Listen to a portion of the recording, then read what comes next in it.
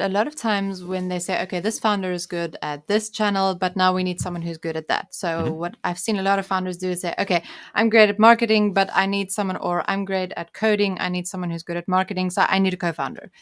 Do you think you really need a co-founder to be successful? Ooh, this is the $1,000,000 question. So, bit of a side note. I used to run in a previous life. I used to run an event called Co-founder Speed Date. So instead of usually men and women on the opposite sides of the table, you would have hackers on one side and hustlers on the other side of the table, and you kind of rotate through, so you get to meet everyone. It's like speed dating, but for finding a co-founder. So I've got a few thoughts on that. The conventional wisdom, the conventional wisdom is that you are much more likely to succeed if you have a co-founder. That's mostly driven by the sort of Silicon Valley VC-backed approach. Most startup accelerator programs will not accept you as a solo founder. They want you to be a team of 2 or 3. I think sometimes there's a little bit of wiggle room on that if you're particularly exceptional, but 99 point something % of all the founding team, the old 5,000 companies that have gone through Y Combinator, had 2 or 3 founders. So the reason they give for that is you have multiple different skill sets that can be complementary. Makes sense. If one founder gets sick or something happens to them, you've got someone else that can continue running the company. You don't have all your eggs in one key person risk. That's less of an issue. And on top of that, you've got access to 3 people's networks instead of one. And particularly if you need to raise capital, that's a full-time job for one founder for the period of time that you're doing. It's a massive distraction. Really sucks up a lot of time and effort and energy. So if you've only got one founder and that founder is spending all of their time pitching investors day in, day out for months and months on end, trying to get this round closed, who's running the business at the same time? Whereas if you've got another co-founder, the business keeps on chugging while you've got someone else out there raising capital. So it does make sense on the surface why it would be massively advantageous to have multiple co-founders. Here's the counter argument to all of that. Most companies at an early stage, or not most companies, but a lot of companies fail at an early stage because the founders disagree. And if you've got 3 founders, that's even more complicated. So founders fundamentally disagree on something. They start arguing all the time. That becomes really distracting. One founder wants to sell, the other one wants to stay on. That becomes difficult.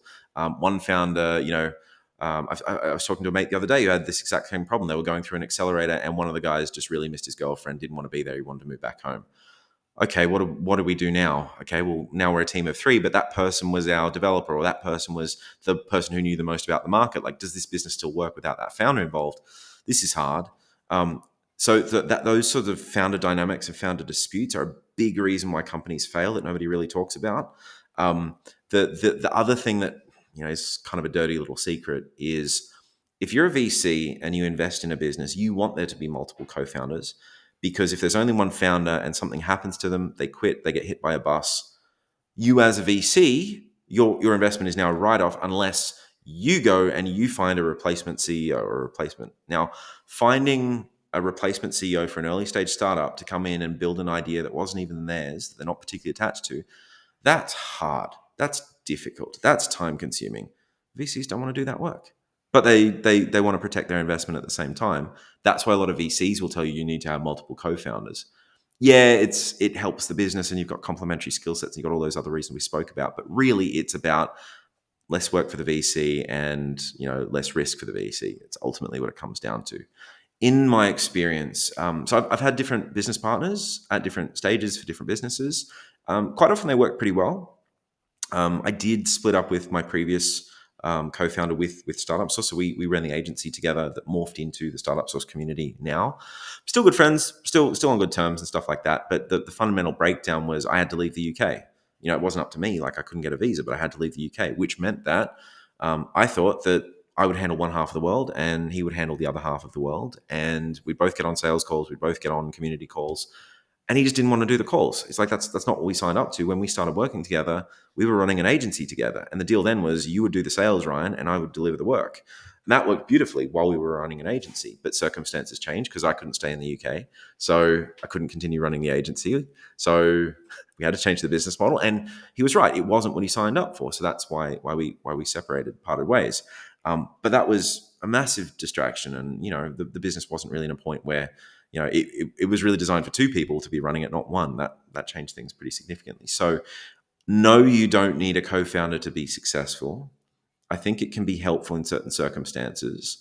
Um, the the problems that I've seen with co-founder, so founder disputes, that's the big downside to having a co-founder. You might just fundamentally disagree on it, or something happens like completely outside your control. Life gets in the way. Your partner wants to have kids, and suddenly you're like, oh, I need a lot more. I need to bring in a lot more cash now. I need a lot more job security than this startup provides. I need to quit now. Oh God, okay, well now I need to find a co-founder because who's going to replace you? Like all that stuff is what often sinks startups. You don't need a co-founder. It is advantageous to have one sometimes, but think very carefully about it. What I would be reluctant to do is to bring on a co-founder that you haven't really worked with before, that you're not already friends with, that you don't already know, because it's my old business partner used to say like he spent more time talking to me than he did to his wife. That was true because we'd spend like 8 to 10 hours a day working with each other. So it's a big commitment to share a big part of your life and also your main income source and your baby, the project that you've been building. You've got to give up half of that to have a co-founder. You've got to give up 2/3 of that if you've got two co-founders.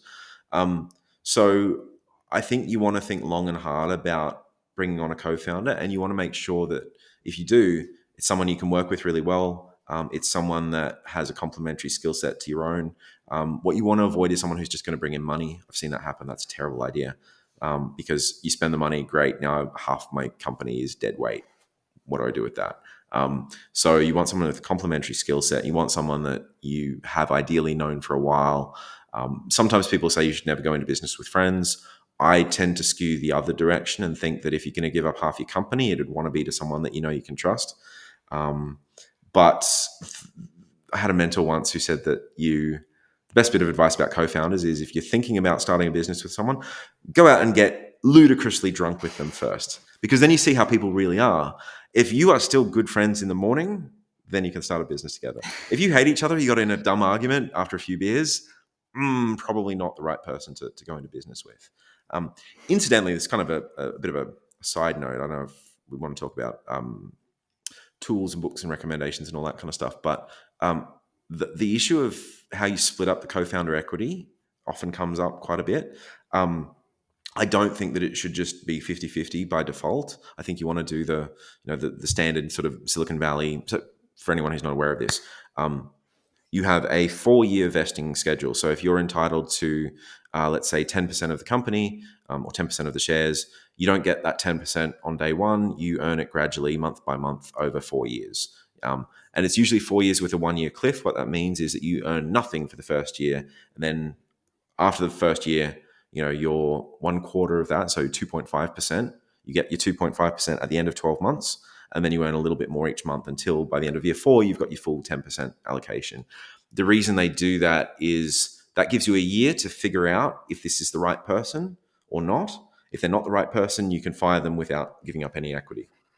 But what it also does is it makes sure that you're tied to the business. So if you get, your 10% on day one, okay, you show up for a week and you're like, thanks guys, I'm out of here. I'll go get another job and get another 10% from over there and get another 10% from over there. There is a major problem, by the way, that a lot of people will stay for a year, get their first year of equity, and then jump ship and go somewhere else. So just keeping people long term is really difficult as well. So anyway, I think that if you are going to take on a co-founder, you don't necessarily allocate equity based on, let's just go halvesies on this. I think that's a dumb approach to take. You want to allocate it based on the amount of time, the skills that they bring, the network that they bring. You factor in any money if that's a part of it. You want to take everything into consideration. There's a really good tool. I think it's Founder. There's an equity calculator. So basically you go through and say like, founder number 1 contributes this. Founder number 2 does the blogging. Founder number 3 is the one coding everything. But founder number 1 is the one who's probably going to be pitching investors. And founder number 2 does it. So you kind of figure out all the tasks that people will be doing.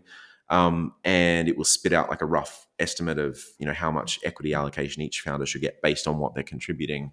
A little bit out of date now, so I wouldn't take that as gospel, but I would take it as a good starting point for if you and your founder are going through this negotiation, go and do the calculator together and use that as a starting point to figure out exactly who gets what. But you sort of want one founder, I think, to have a little bit more than everybody else, so that if there is a dispute, you can just say, I'm going to pull rank on this. I have one more share than you do. I'm going to make the call. And you need that to resolve roadblocks sometimes. Hey, it's Ryan here. If you liked that video, please click the like and subscribe button somewhere down there and check out the full interview right over here. Go on, click it. You know you want to.